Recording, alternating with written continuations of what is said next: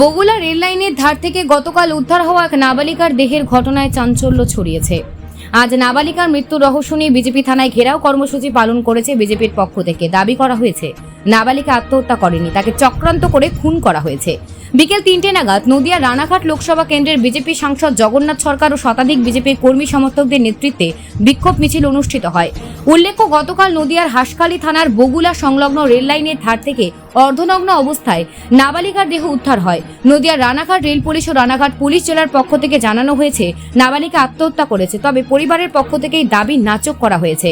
তাদের দাবি 17 বছর বয়সী কিশোরী, যিনি মা বাবাহীন, দিদির কাছেই মানুষ, বাড়ি থেকে বেরোনোর সময় সে বান্ধবীর বাড়ি যাওয়ার কথা বলেছিল। পরিবারের দাবি, মৃত নাবালিকার পরনে থাকা পোশাকটি তার পরিচিত ছিল না, যা দেখে তার সন্দেহ প্রকাশ করেছেন সে তাকে হত্যা করা হয়েছে। বিজেপির দাবি করেছে নাবালিকাকে ধর্ষণ করা হয়েছে এবং রেল লাইনে ফেলে দেওয়া হয়েছে। পুলিশ ময়নাতদন্তের রিপোর্ট এখনো হাতে পায়নি, ফলে মৃত্যুর কারণ স্পষ্ট নয়। এ বিষয়ে তদন্ত চলছে এবং রানাঘাট পুলিশ জেলার উচ্চপদস্থ কর্মকর্তার বিষয়টি নিয়ে কাজ করছেন। Bureau report, news prime Times. মৃত্যুটা তদন্তের পরই বলা যেতে পারে। আমাদের মনে হচ্ছে এটা অস্বাভাবিক মৃত্যু, এটা স্বাভাবিক মৃত্যু নয় এবং আত্মহত্যাও নয়।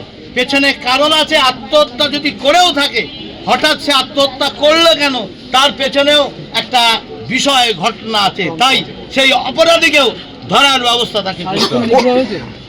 আমরা পোস্টমর্টম রিপোর্ট পাইনি, সন্দেহ, কারণ তার যে প্যান্ট, জিন্সের প্যান্ট সাইডে খোলা পড়া ছিল, কেন এইভাবে পড়লো, এবং তার অন্তর্বাস শোনা যাচ্ছে যে তাকে পাশে পড়া রয়েছে এবং উলঙ্গ অবস্থায় ছিল। জনতা পরিবারকে অভিযোগ করেছে, পরিবার অভিযোগ অস্বাভাবিক মৃত্যু। তার পুলিশ ডেকে তারা স্বাভাবিক তার বাড়ি থেকে যেটুকু বেরিয়েছে সে সময় তথ্য দিয়ে তিনি তার বোনের হত্যার পেছনে কারণ আছে, অপরাধী ধরার জন্য স্বাভাবিক একটা এফআইআর করেছে। পরিবারের সাথে কথা বললেন আপনারা?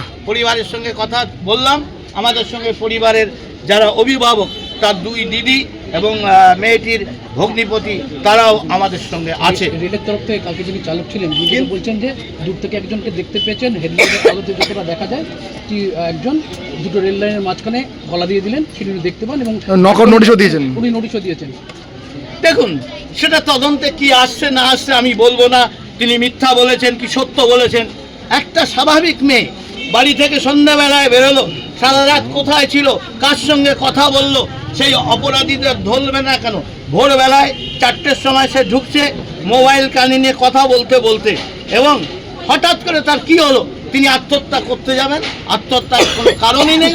তাই আত্মহত্যা যদি করেও তার পেছনে কি কারণ, সেই অপরাধীকেও ধরে জগন্নাথ শাস্তি দিতে হবে। আরজি করে ডাক্তারদের নিরাপত্তা নেই।